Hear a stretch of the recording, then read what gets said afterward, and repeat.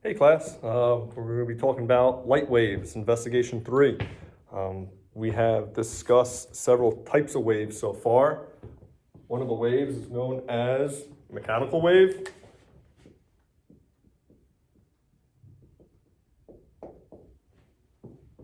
And then that gets broken up into compression wave and a transverse wave.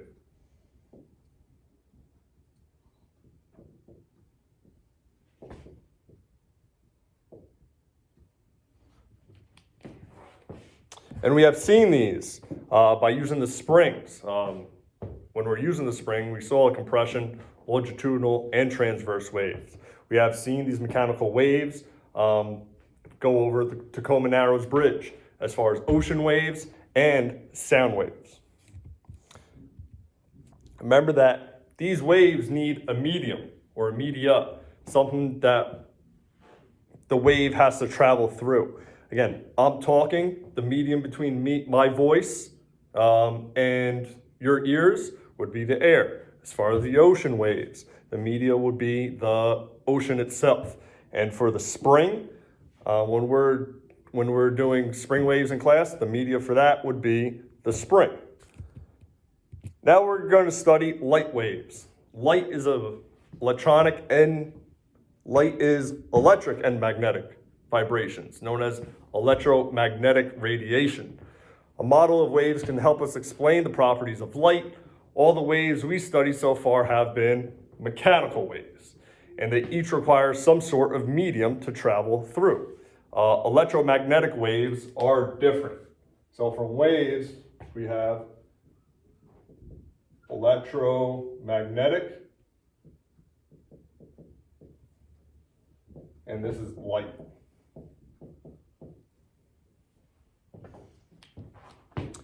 Light waves can travel through media, but they do not require any medium at all. They can travel right through the vacuum of space.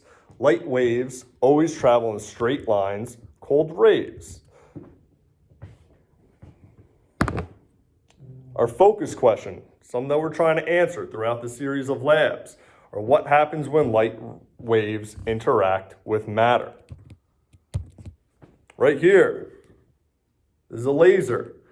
This device emits light with one specific wavelength in a very concentrated beam of parallel waves, which makes it different from other light sources, light bulb of the sun.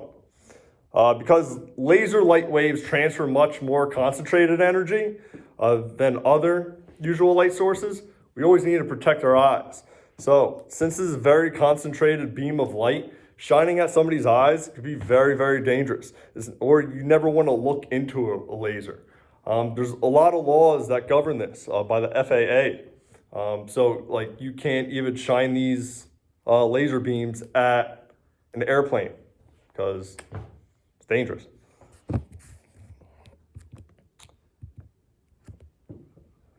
When looking at the difference as far as concentration, you have your regular light beam, and then you have your flashlight light beam.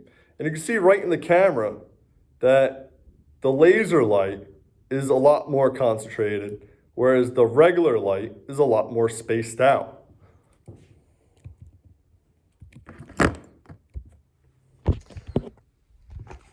As far as lab, we have a laser light. Laser light, we can see it. You can see the beam on the screen. Now, when you're looking through a mirror, what do you see? You usually see a reflection. And that's when I take this beam and I have it on, I can reflect it off this mirror here. Very hard to see.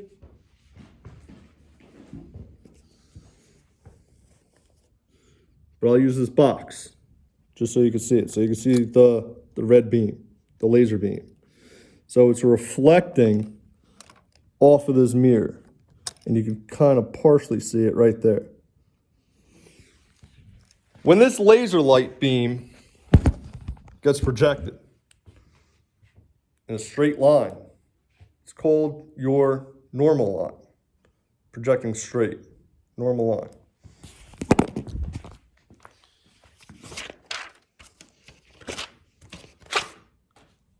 When this beam interacts with this mirror,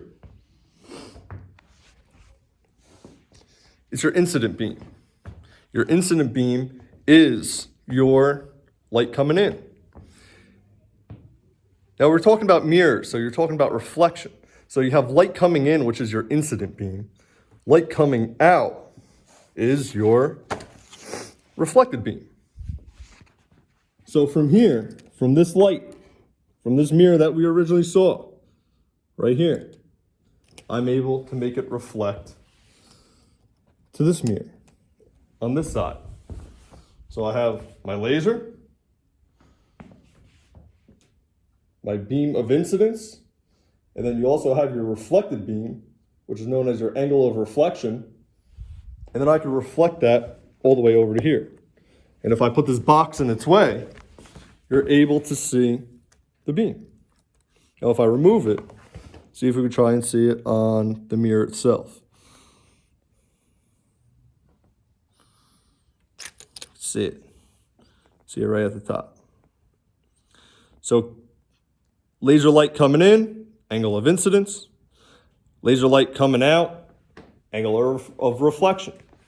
So I have my laser going to one mirror, going to a second mirror, and then I'm able to reflect that even further to a third mirror.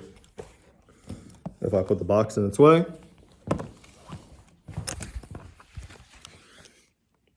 you're able to see the light bouncing, reflecting from the original light source to one mirror, to two mirrors, to my third mirror.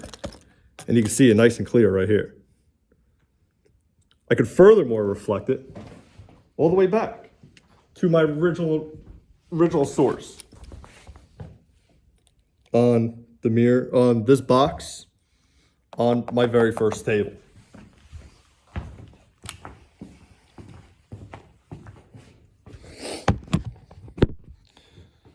So I want to ask, why would we use a laser beam instead of a flashlight?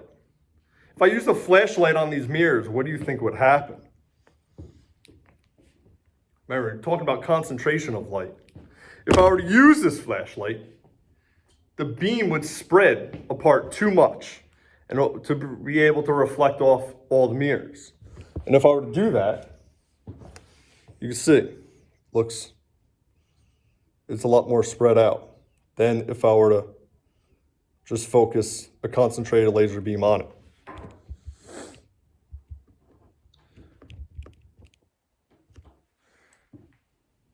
Talking about reflection, going back to the start of this course, we've seen reflection before. When did we see reflection of a wave before in this course? We've seen it when we were using the springs. Spring waves reflected off the anchor to the person.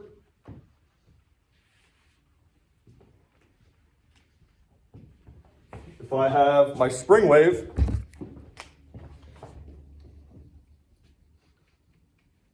I have my wave maker, I have my anchor,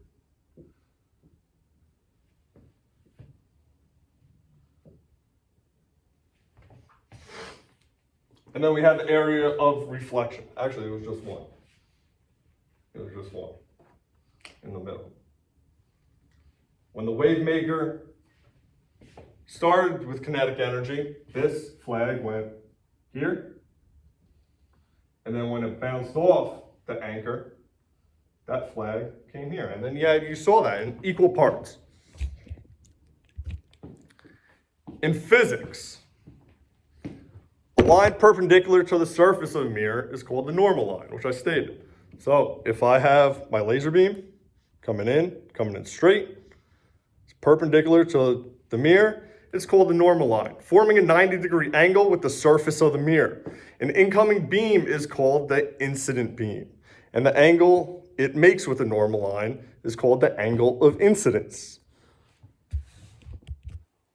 Once it comes in, and goes out of a mirror, remember, it's reflecting. So you have the angle of reflection.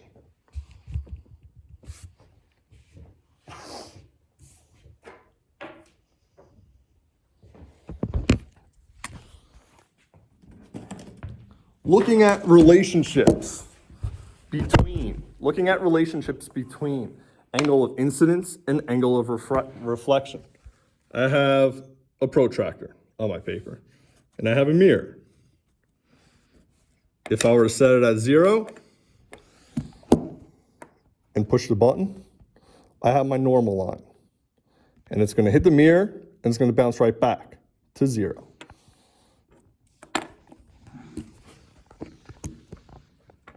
If I take my laser, and let's say I go to 50 degrees. I'm at 50 degrees. It's a little hard. It's really hard to see. 50 degrees goes in, and then it'll reflect back at 50 degrees. So if I'm on 50, it's going to go to 50 on the other side of the protractor. If I go to 30, I have my angle of incidence going in, I have my angle of reflection coming out, and then it's going to be on 30, or very close to 30 degrees. So they're equal. Miss Connell, if you're in the building, come to the main office, please. So they're equal, or they're very equal to each other, or nearly equal to each other. The angle of incidence and the angle of reflection are, like I said, going to be equal to each other. That concludes today's lesson. I'm going to post up vocabulary. You are responsible for defining angle of incidence, angle of reflection, electromagnetic wave, incident beam, laser, normal line, ray, reflected beam. Those are to be done on Quizlet, Quizlet. To find these definitions, you're going to go in the back of your ebook, or you can navigate yourself to FOSS Web and search these. Stay tuned. Have a good day.